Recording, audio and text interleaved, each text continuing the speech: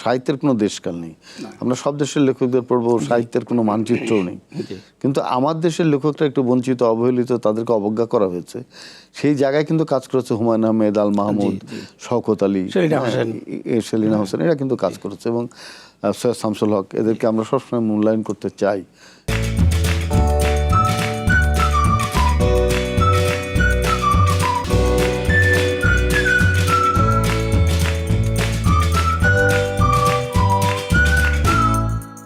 প্রিয় দর্শক, city bank নিবেদিত আরটিভির অক্ষরের গল্প আয়োজনে আপনাদের সকলকে স্বাগত জানাই।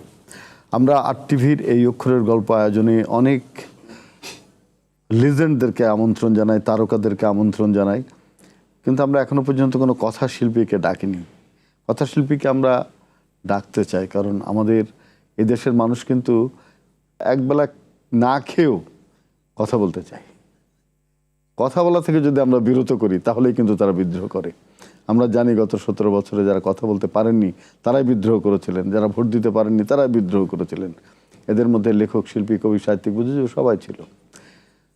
আমাদের আজকের যিনি অতিথি এই অক্ষরের গল্পের, আমরা সবসময় বলি আমাদের অক্ষরগুলো রক্তে ধোয়া, আমাদের বর্ণমালা আগুন দিয়ে সেঁকে তোলা, আমাদের বাক্য, আমাদের কাহিনী, সব কিছু। এই যে কথা শিল্পী আজকে আমাদের অতিথি হিসাবে আছেন, তিনি জিল্লুর রহমান। তার একটি গ্রন্থ আছে সিক্রেট ডায়েরি। সিক্রেট ডায়েরিতে কি আছে সেটা আপনার জানবো। জিল্লুর, কেমন আছেন আপনি? জি ভালো, আলহামদুলিল্লাহ। সিক্রেট ডায়েরি উপন্যাসটা এক দম্পতির, এই যে আমাদের বর্তমান সমাজ ব্যবস্থায় দেখা যাচ্ছে যে পরকীয়া, দাম্পত্য কলহ, এইসবের উপরেই একজন নারীর জীবনী। তার সুন্দর একটা দাম্পত্য জীবন ছিল, সে একসময় প্রেম করে বিয়ে করেছিল, কিন্তু পরবর্তীতে তার জীবনে যেসব নির্মম অত্যাচার, নির্যাতন যেগুলো ফুটে ওঠে, সেগুলাই এই ডায়েরিতে ফুটে উঠেছে আর কি। সিক্রেট ডায়েরি এটা একটা উপন্যাস এক নারীর দাম্পত্য জীবনের যে চরম অবহেলা, বঞ্চনা এবং নির্যাতনের শিকার এক নারী, যে একসময় আত্মহত্যা করে। তার ডায়েরিতে পুরো জীবন ফুটে উঠেছে। সে বিয়ে করেছিল প্রথমে, তাদের যে বিয়ে হয়েছিল সেটা প্রেম করে বিয়ে হয়েছিল, অনেক স্বপ্ন ছিল, আশা ছিল, কিন্তু পরবর্তীতে তার যে স্বামী, সে পরকীয়ায় লিপ্ত হয়, তার উপর দিনের পর দিন নির্যাতন চলে। তারপর সে একসময় প্রাণহীন লাশ হয়ে যায়। তো তার মৃত্যুর আগে সে এই ডায়েরিতে তার জীবনের শুরু থেকে আদিপন্ত লিখে যায়। এটা একটা ডিটেকটিভ বলা যায়, কিছুটা থ্রিলার টাইপের বই আর কি। আমাদের নরনারীর যে সম্পর্কে টানাপোড়েন, এবং সেটা একটা সিক্রেট বিষয়, আমরা সবাই বলতে পারি না। হয়তো নারীও বলতে পারেনি তার জীবনের দুঃখ, তার বাবা মা, পরিবেশ, পরিবারকে নিজেকে নিজে তিলে তিলে ক্ষয় করে ফেলেছে। এরকম কাহিনী তো সমাজে সবসময় হচ্ছে। এটা যে নারীর ক্ষমতায়ন হয়নি, আজ থেকে 100 বছর আগে নজরুল বলেছিলেন, বিশ্ব যা কিছু মহান সৃষ্টি চিরকল্যাণকর, অর্ধেক তার করিয়াছে নারী, অর্ধেক তার নর। সেই নারী যে অর্ধেক এই অবদান রাখে, সে নারীর প্রতি আমাদের যে সহিংসতা, শিশুর প্রতি সহিংসতা এখনো কমেনি। আপনি নারীকে কিভাবে দেখেন? আমি নারীকে অত্যন্ত শ্রদ্ধা এবং সম্মানের সঙ্গেই দেখি। কারণ নারীরা, যে নজরুল যে কথা বলেছেন, অর্ধেক তার করিয়েছে নারী, অর্ধেক তার নর, কিন্তু দীর্ঘদিন ধরে শিক্ষা, তারপরে কর্মসংস্থান, বিভিন্ন ক্ষেত্রে নারীরা পিছিয়ে থাকার কারণে নির্যাতনের শিকার হয়েছে, তারা অবহেলার শিকার হয়েছে। তো এখন শিক্ষা ব্যবস্থা যত উন্নত হচ্ছে, নারীরা শিক্ষা এবং কর্মসংস্থানে এগিয়ে আসার সঙ্গে সঙ্গে তাদের মধ্যে কিছুটা সচেতনতা তৈরি হচ্ছে, এবং তারা স্বাবলম্বী হওয়ার ফলে তারা নিজেদের রাইট, অধিকার সম্পর্কে তারা সচেতন হচ্ছে। তো এই সচেতন হওয়ার ফলে আমাদের মধ্যে কিছুটা, আমি বলবো না আমি নারীতন্ত্র পুরুষতন্ত্রে বিশ্বাস করি না, আমি সবসময় মানবিক দিক থেকে দেখি। তো এটা পুরুষদের অনেকেই হয়তো বেড়ে নেওয়ার ক্ষেত্রে কিছুটা সীমাবদ্ধতা আছে, যে তারা হয়তো স্বামীকে, সে আগে নারীকে আগের মতোই সে দেখতে চায়, যে নারী শুধুমাত্র সেবক বা দাসীর ভূমিকায় থাকবে। কিন্তু তারা যে এখন মানুষের স্তর অধিকার করছে, এই যে সীমাবদ্ধতাটা আমাদের এখান থেকে বেরিয়ে আসতে পারলে আমার মনে হয় যে এইটা কমবে। আপনি কি মনে করেন শুধু নারীরা সংসারে নির্যাতিত, সমাজে নির্যাতিত? পুরুষও তো হয়, পুরুষও কিন্তু নারী দ্বারা নির্যাতিত অনেক জায়গায়। জি জি, অনেক জায়গায় নির্যাতিত হয়। তো নির্যাতনের যেটা মাত্রা, এটা আসলে সমাজ ব্যবস্থা স্তরে স্তরে স্তরে ভাগ আছে। যেমন আমি মনে করি যে আপনার একটা বই আছে সেই ছেলেটি, সেখানে কিন্তু পুরুষ নির্যাতিত। সেই ছেলেটি জি জি জি, সেটা পড়ছেন। আমার আসলে আমি কাউকে টার্গেট করে কখনো লিখি না। আমার উদ্দেশ্য হলো যে সামাজিক অসঙ্গতিগুলো তুলে ধরা। তো যখন আমি দেখছি যে একজন নারী নির্যাতিত, তার জীবন কাহিনীতে যখন সেটা ফুটে উঠছে, তখন আমি দেখছি যে এই বইটা ঠিক এমনভাবে আমি ফুটাই তুলবো যেন সমাজের একটা অসঙ্গতি ফুটে ওঠে। তো সিক্রেট ডায়েরিতে সেটা ফুটে উঠছে। ঠিক সেই ছেলেটি সেখানকার ঘটনা ফুটে উঠছে। এবং আমার একটা কিশোর উপন্যাস আছে, আপনি দেখবেন কিশোর উপন্যাসটার নাম হলো জলবায়ু কন্যা। এই জলবায়ু কন্যাটা আমি আমাদের যে বৈশ্বিক তাপমাত্রা যে বেড়ে যাচ্ছে সেখান থেকে আমরা যে জলবায়ু যে উষ্ণ হয়ে যাচ্ছে, জলবায়ু উষ্ণ হয়ে যাওয়ার ফলে তাপমাত্রা বৃদ্ধির ফলে আমাদের সমুদ্র স্তরের পানি উপরে উঠে যাচ্ছে, এর ফলে নিম্নাঞ্চলগুলো যে তলিয়ে যাবে। তো এটাও আমার কাছে মনে হয়েছে যে এটাও লেখা দরকার আমাদের কিশোর কিশোরীরা, যাদের মানে যে ভাবনাগুলো আসা দরকার ঠিক কিশোরদের নিয়ে আমি একটা উপন্যাস লিখছি জলবায়ু কন্যা। তো আসলে যেখানে ত্রুটি, যেখানেই অসঙ্গতি, আমার ইচ্ছা যে সেই ঘটনাগুলোকে আমি তুলে নিয়ে আসবো। ঠিক সেভাবে সিক্রেট ডায়েরি একটা বিষয় নিয়ে লেখা, আমার সেই ছেলেটি একটা নিয়ে লেখা।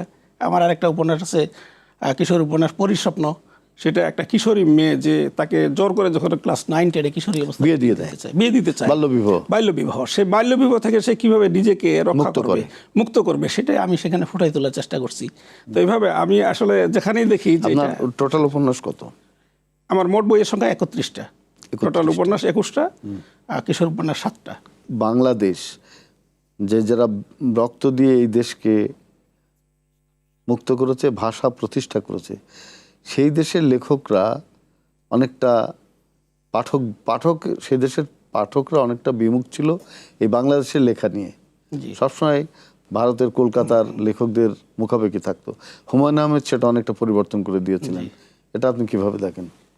জি, আসলে আমাদের পাঠকদের যেটা ছিল আগে, যে আমরা ছোটবেলা দেখছি যে ফাল্গুনী মুখোপাধ্যায়ের বই পড়ছি, শরৎচন্দ্র চট্টোপাধ্যায়ের বই পড়ছি, ঈশ্বরচন্দ্র বিদ্যাসাগরের বই পড়ছি। তখন আমাদের দেশে আমি ছোটবেলা যেটুকু আমার মনে পড়ে, আমরা পড়ার মতো সেই সময় বই বাংলাদেশের তেমন একটা পাইনি। কিন্তু যখন হুমায়ুন আহমেদ যখন লেখা শুরু করলেন তখন দেখা গেল যে আমরা সেই নক্ষত্রের রাত, তারপরে আরও যে বইগুলো ছিল তার অনেক বই আমিও পড়ছি। তখন একটা পাঠকদের মধ্যে বাংলাদেশি লেখকের বই পড়ার একটা মানে দেখা গেল যে আগ্রহ বাড়লো।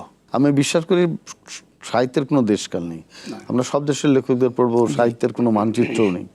কিন্তু আমার দেশের লেখকরা একটু বঞ্চিত, অবহেলিত, তাদেরকে অবজ্ঞা করা হয়েছে। সেই জায়গায় কিন্তু কাজ করেছে হুমায়ুন আহমেদ, আল মাহমুদ, শওকত আলী, সেলিনা হোসেন, এরা কিন্তু কাজ করেছে। এবং সৈয়দ শামসুল হক, এদেরকে আমরা সবসময় মূল্যায়ন করতে চাই। এবং হুমায়ুন আহমেদ সেই অগ্রণী মানুষ যে এই কাজটি করতে পেরেছিল। এবং রাহাত খান এদের আরেকজন, এরা কিন্তু বাংলাদেশের কথা সাহিত্যকে অনেক দূর নিয়ে গেছেন, তাই না? আমি আরেকজনের নাম বলতে চাই, যিনি সূর্য দিঘল বাড়ির আবু ইসহাক কিংবা শহীদুল্লাহ কাসার জহির রায়হান। কিন্তু আমরা এদেরকে অবজ্ঞা করেছি, শুধু আমরা কলকাতার বই পড়তে চেষ্টা করেছি। হুমায়ুন আহমেদ এই যে আপনার নেরেটিভ এটা পরিবর্তন করে দিয়েছে, এখান থেকে প্যারাডাইম শিফট হয়ে গেছে, নতুন জায়গায় এসে আমরা দাঁড়িয়েছি। তো আপনি একজন লেখক হিসাবে আপনার সুনির্দিষ্ট দর্শন কি, কিংবা আপনার লেখা যেন কোনো অবজ্ঞার শিকার না হয়, সেটাকে আপনি কত দৃঢ়তা দেখাবেন? কতটা? ভারত উপমহাদেশে একটা ছিল তখন কিন্তু মানুষের অন্য দেশের বই পড়তে সেটাকে অন্য দেশ মনে হতো না। কিন্তু এখন কিন্তু আমাদের নিজস্ব কৃষ্টি কালচার গড়ে তুলতে হবে। আমরা কিন্তু ভারত বাংলাদেশ দুটোই বাংলাভাষীর হইলেও আমরা কিন্তু বাংলাদেশি। আমাদেরকে কিন্তু সেই বাংলার দেশের সব সামাজিক অবস্থা ফুটে তুলতে হবে।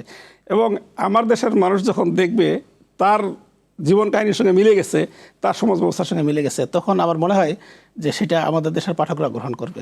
সাহিত্যে নানা রকম ইজম আছে, সুরিয়ালিজম, ড্যাডাইজম, পয়েন্টালিজম, এগুলো আছে। এর পাশাপাশি আপনার রিয়েলিজমও আছে, রোমান্টিসিজমও আছে। এর পাশাপাশি সুরিয়ালিজম তো বললাম, এরপরে আছে জাদু বাস্তবতা, যেটা ইংরেজিতে বলে ম্যাজিক রিয়েলিজম, অভিব্যক্তিবাদ, সেটাও আছে। তো এই যে ইজম, এই ইজমগুলো দিয়ে কি আপনি লেখার মান যাচাই করতে পারবেন? ইজম কি লেখার জন্য ক্ষতিকর, নাকি ইজম ব্যবহার করে লেখকরা বড় হতে পারে? আপনার কি মনে হয়? আমার মনে হয় যে সাহিত্য হওয়া উচিত মানুষের জীবন থেকে, এবং সবসময় হওয়া উচিত মানবিক দিক থেকে। কোনো ইজম, কোনো আলাদা, যেমন আমরা বিভিন্ন ধরনের মতবাদ আছে, সাহিত্য হবে সার্বজনীন, সব মানুষের জন্য। সেটা দলবদ্ধ নির্বিশেষে হবে, মানুষের বর্ণ বৈষম্যের বিপক্ষে হবে, সব কিছু মিলিয়ে সাহিত্য একটা। কিন্তু ইজম তো ফর্ম বদলে দেয়, ইজম চিন্তার নতুন জায়গা তৈরি করে, সেই জায়গাগুলোকে আপনি স্পর্শ করবেন না? সেই জায়গাগুলো সাহিত্যে একটা বইয়ের মধ্যে যখন আসবে, একটা সাহিত্যের মধ্যে আসবে, তাহলে সবগুলোই আসবে, কিন্তু সেটা বাস্তব ভিত্তিক যেটা সেটাই শুধু আসবে, এবং বাস্তবতা বিবর্জিত সব কিছু নেওয়া যাবে না সাহিত্যের মধ্যে। কথাটির মধ্যে কিছুটা বাস্তবতা আছে, কিন্তু আমরা যদি এইভাবে দেখি যে আমাদের সাহিত্যের বহুমাত্রিকতা যদি আমরা আনতে চাই, তাহলে কিন্তু আমাদের নতুন ইজমের দিকে যেতে হবে। ইজম সেখানে বড় হয়ে উঠবে না, কিন্তু ইজম খুব অন্তঃস্রোতের মতো কাজ করতে পারে, যেরকম ম্যাজিক রিয়েলিজমের প্রবক্তা গাব্রিয়েল গার্সিয়া মার্কেজ, জি হ্যাঁ গাব্রিয়েল বলি আমরা, গাব্রিয়েল গার্সিয়া মার্কেজ, সে কিন্তু এই আপনার জাদু বাস্তবতা দিয়ে সামনে উঠে এলো এবং 100 ইয়ার্স অফ সলিটিউড লিখে সে বিশ্বের পাঠকদের হৃদয় জয় করলো। এরকম আপনি যদি মতবাদের কথা আমরা বলি, তাহলে কিন্তু পৃথিবীতে মতবাদ প্রয়োগ করে অনেক বড় লেখক হয়েছে। জা পল সার্ত্র, তার অস্তিত্ববাদ, সেই অস্তিত্ববাদী লেখক হিসেবে সে কিন্তু নোবেল পুরস্কারও পেয়েছে, যদিও তিনি প্রত্যাখ্যান করেছিলেন। হ্যাঁ, তারপরে হিউম্যানিটিজম, মানে এরকম মানবিক লেখক লিও টলস্টয়, তিনিও কিন্তু অনেক বড় লেখক। আমরা হয়তো লেখার পরে তাকে তার ইজমটা তার গায়ে লাগাই, কিন্তু আমি জানি না যে কোনো লেখক এইভাবে শুরু করেন কিনা।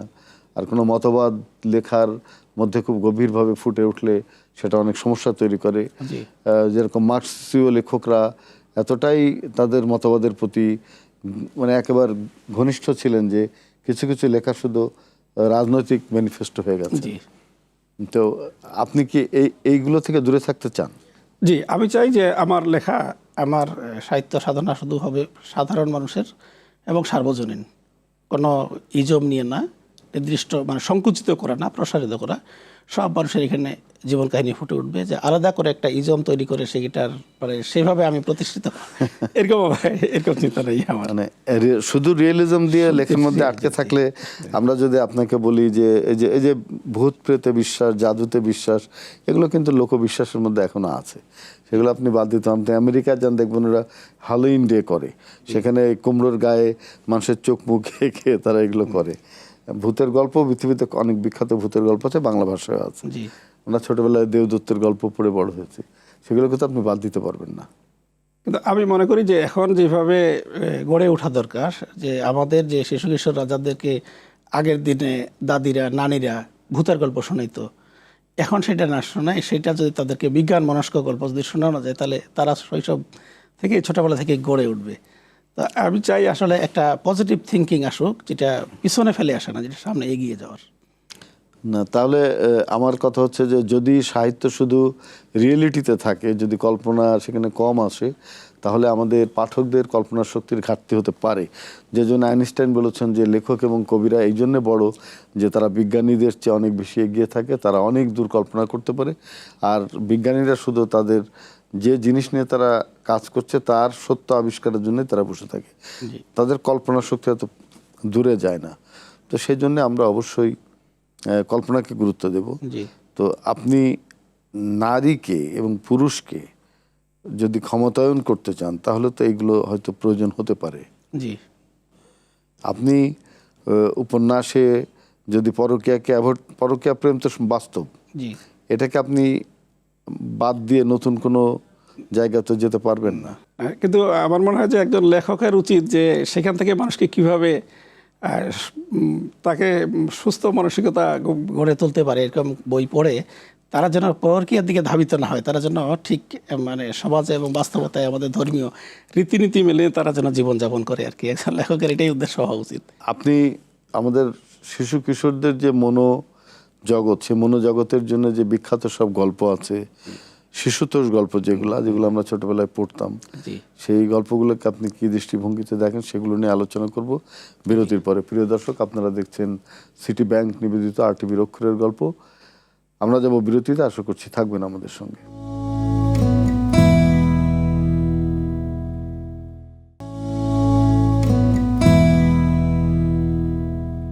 শুধু দর্শক, আপনারা দেখছেন সিটি ব্যাংক নিবেদিত RTVর অক্ষরের গল্প। আমাদের সঙ্গে আছেন কথাশিল্পী জিল্লুর রহমান। ফিরছি বিরতির পর। জিল্লুর ভাই, আমরা আলোচনা করছিলাম যে আমাদের মনোজগৎ কিভাবে গড়ে উঠবে শিশুদের, সেখানে তো কল্পনা খুব দরকার। সেখানে আমরা কিন্তু ছোটবেলায় রাক্ষস দেবদত্তের গল্প, এবং সেখানে রাজকুমার গিয়ে দত্তদের হাত থেকে বাঁচাচ্ছে রাজকুমারীকে, এবং বলা হচ্ছে 7 সমুদ্র 13 নদীর পারে নায়িকা আছে, তাকে অপহরণ করা হয়েছে, রাক্ষসরা নিয়ে গেছে, তাকে ফিরিয়ে আনতে হবে। এর মধ্যে কিন্তু একটা গভীর বাস্তবতা আছে, সত্য আছে। সেটা কি জানেন? যে হয়তো আমাদের কোনো নারীকে এখান থেকে জলদস্যুরা কিংবা যারা দাস ব্যবসা করতো তারা ধরে নিয়ে গেছে, তারা 7 সমুদ্র 13 নদী মানে ইংল্যান্ড কিংবা ওই দেশ, ইউরোপের কোনো দেশ, সেখান থেকে রাজকুমার গিয়ে তাকে মুক্ত করে আনবে। এই যে স্বপ্ন, এটা কি আপনি কি ছোট করে দেখবেন? না, আমি এটাকে ছোট করে দেখব না। আমি দেখব যে এইগুলা শিশুদের মনের মধ্যে প্রভাব ফেলে, তারা হয়তো সেই আনন্দ থাকে। আপনি একটা জিনিস দেখেন যে কবিতা যেমন ছিল, সকালে উঠিয়ে আমি মনে মনে বলি সারাদিন আমি যেন ভালোভাবে চলি। তাহলে সেখান থেকে যে শিশুটার মনের মধ্যে ছাপ ছিল, যে সে শুনছে যে তাকে সত্যি কথা বলতে হবে, তাকে ভালোভাবে চলতে হবে, এটা শিখছে সে। তারপরে মৌমাছি মৌমাছি কথা যাও নাচি নাচি, সেখানে যে পরিশ্রম, মৌমাছি যে পরিশ্রমী, সেটা বাচ্চাদের মধ্যে শিখলো। তো সেখান থেকে সেজন্য শিখে উঠে যে আমাকে সকালবেলা ঘুম থেকে উঠতে হবে, আমাকে সত্যি কথা বলতে হবে, আমাকে পরিশ্রমী হতে হবে, আমাকে এগিয়ে যেতে হবে। তো আমি মনে করি যে সব ধরনের লেখাই লিখবে মানুষ। আমার যেটা সীমাবদ্ধতা, যে আমি চাই আসলে আমার এই জগৎ নিয়েই থাকি, যে যে বাস্তবতা থাকবে এবং শিশু কিশোর সব বয়সের মানুষের জন্য যেটা আমি লিখবো, তারা সেখান থেকে যেন একটা পজিটিভ মেসেজ পায়, যেন একটা ভালো মেসেজ পায়। আমার উদ্দেশ্যটা এটা। অন্যান্য লেখক অন্যান্য লিখবে, কেমন হাজার বিক্রি হয় লিখে উপন্যাস, হবে। কেমন বিক্রি হয়? বিক্রি হয় ভালো বিক্রি। আমার তো অনেকগুলো বই, প্রথম দিকের যে বইগুলো সেগুলো সহ এখন বিক্রি হচ্ছে। হয়তো প্রথম বছরে যে বইটা নতুন বের হলো সেটা অনেক বিক্রি হলো, পরের বছর সেটা কমে গেল, কিন্তু দেখা যায় কি বই সারা বছরই বিক্রি হয়। আর বইয়ের এখন মার্কেট তো আসলে দেখা যায় না। আগে যেমন দেখা যেত যে আমরা লাইব্রেরিতে গিয়ে বই কিনতাম, আপনি এখন জেলা শহরে গেলে খুব একটা লাইব্রেরিতে এই সৃজনশীল বই পাবেন না। না, সব বই এখন বিক্রি কি অনলাইনে। তো আগে যেটা ছিল শুধু বইমেলা কেন্দ্রিক, মানে বই বিক্রি করলো চলে গেল, এখন কিন্তু বইমেলা অনলাইনে সারা দেশে সারা বছরই চলে। তো বইয়ের পাঠক কমে গেছে, যে হারে মানুষ বাড়ছে সে হারে পাঠক বাড়েনি, যেটা আমার মনে হয়। যদি বাড়তো তাহলে আর অনেক বছর বিক্রি হতো।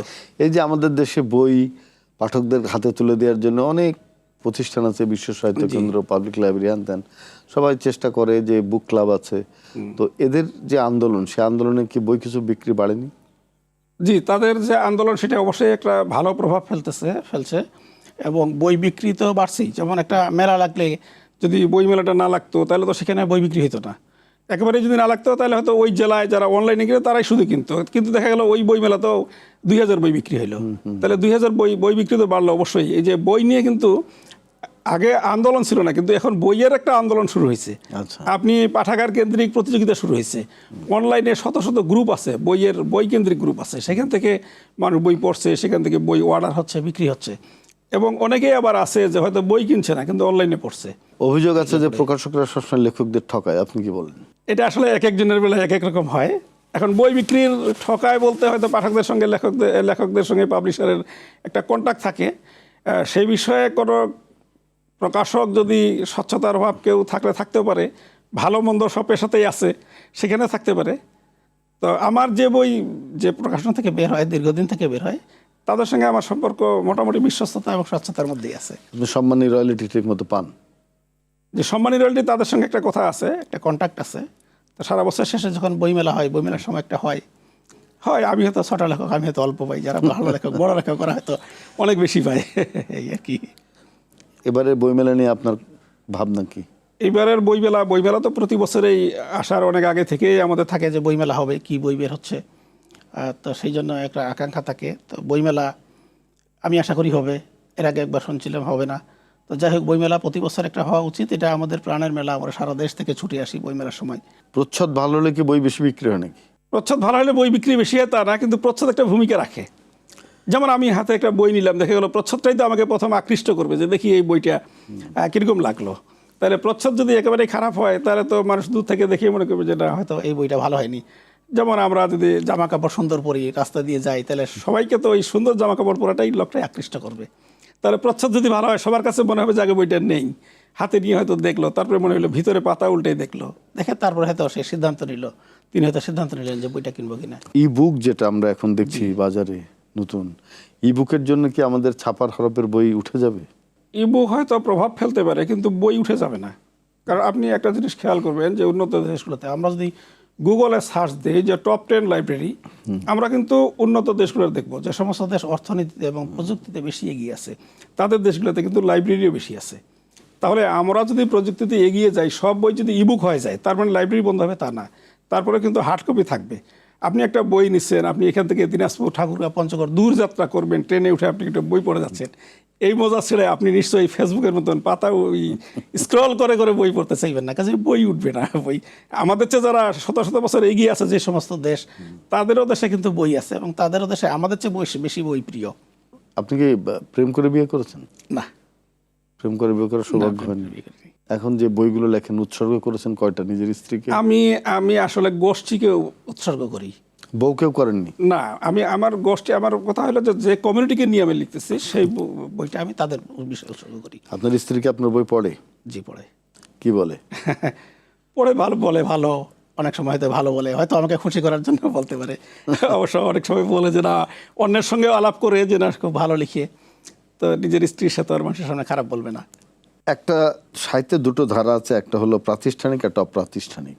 জি। যারা প্রতিষ্ঠান বিরোধিতা করে তারা আবার ছাপাছাপি করে না, কোনো পত্র পত্রিকায় ছাপবে না, কিছু না, তারা শুধু নিজের মতো করে বের করবে। আপনি কোন ঘটনাটা পছন্দ করেন? আমার যেটা মনে হয় যেটা প্রাতিষ্ঠানিক হওয়া ভালো, কারণ এখন আমি লিখতেছি, আমি লিখলাম, লিখে আমার বই সেটা আমার পাণ্ডুলিপি আমার ব্যাগের মধ্যেই থাকলো, তাহলে আমার বই যে মানুষ পড়বে, আমি যে কি বলে নলেজ শেয়ার করব, আমার বই মানুষ পড়বে, তাহলে তো পাঠক তৈরি হবে না। তাহলে আমি যে লিখলাম, নিজেকে যে আমি প্রচার করার যে একটা মানুষ পড়বে, সবাই বলবে যে ভালো লিখে, বা আমাকে বলবে, সমালোচনা করবে, সেই সমালোচনা থেকে আমি শিক্ষা নিব, নিয়ে আবার আমি নিজেকে ইমপ্রুভ করব। তা আমার বই যদি কারো হাতেই যেতে না পারে, তাহলে আমার ভালো মন্দ কীভাবে বিবেচনা হইলো এবং আমার সৃষ্টি কী কাজে লাগলো? তা আমি মনে করি যে প্রাতিষ্ঠানিক হওয়াই ভালো। আপনি দর্শকদের জন্য কিছু বলতে চাইলে বলতে পারেন। আপনারা বই পড়বেন, বই নিয়ে ভালো বই পড়বেন, মানসম্মত বই পড়বেন, এবং এই যে বই আপনার হৃদয়ে নাড়া দিবে, আপনার যে জ্ঞান ভাণ্ডার আছে, আপনার যে শব্দ ভাণ্ডার আছে, সেগুলোকে প্রসারিত করবে। তো সেজন্য আপনারা বই পড়বেন, সব অবস্থাতেই বই পড়বেন, ভ্রমণে, বিশ্রামে, ক্লান্তিতে, যখনই আপনাদের মনে হবে একটা বই পড়বো, তখনই আপনারা বই পড়বেন। যার বই ভালো লাগে, যে বই ভালো লাগে, আপনার প্রফেশনের বই পড়তে পারেন, আপনি আপনার সৃজনশীল বই, গল্প, কবিতা, সাহিত্যের বই পড়তে পারেন। সবাই বই পড়বেন, এটাই আমার অনুরোধ থাকবে পাঠকদের। অনেক ধন্যবাদ জিল্লুর ভাই, আপনি নিজেও বই পড়েন আমি জানি, এবং আপনার পেশার সঙ্গে যদিও সাহিত্যের অনেক ফারাক আছে, কিন্তু তবু রাত জেগে আপনি লেখেন, পড়েন। একজন লেখক হিসাবে আপনি আমাদের সঙ্গে থাকবেন এই প্রত্যাশা করি। প্রিয় দর্শক, সিটি ব্যাংক নিবেদিত RTVর অক্ষর গল্প আয়োজনে আজকে ছিলেন জিল্লুর রহমান, আমাদের দেশের একজন বিশিষ্ট কথাশিল্পী। তিনি রিয়েলিস্টিক, অর্থাৎ আমাদের সমাজের মধ্যে যে বাস্তবতা, যে জীবন বাস্তবতা, সেটাকে তিনি সবচেয়ে বেশি তুলে ধরেন, এবং নরনারীর সম্পর্কের যে সংকট, সেটাকে তিনি তুলে ধরেন। যে অসঙ্গত জীবন, সেই অসঙ্গতির ভিতরে আমরা কোথায় কোথায় আলো ফেলবো, সেগুলো তিনি সেখানে আলো ফেলেন, চেষ্টা করেন। একটা চাকরিজীবী মানুষ, সেই জন্য সব কথা সবসময় বলতে পারেন না, আড়ালে আবদালে বলেন, কিন্তু তার মধ্যে দিয়েও কিছু আলো আছে, কিছু জ্ঞানের আধার আছে। আমরা তাকে ভালোবেসে আজকে আয়োজনে ডেকেছি। আপনি অনেকদিন ভালো থাকবেন জিল্লুর ভাই, আপনাকে অনেক ধন্যবাদ। ধন্যবাদ আমাদের RTVর অক্ষরের গল্পের দর্শকদের এবং শ্রোতাদের। ভালো থাকবেন, সুস্থ থাকবেন।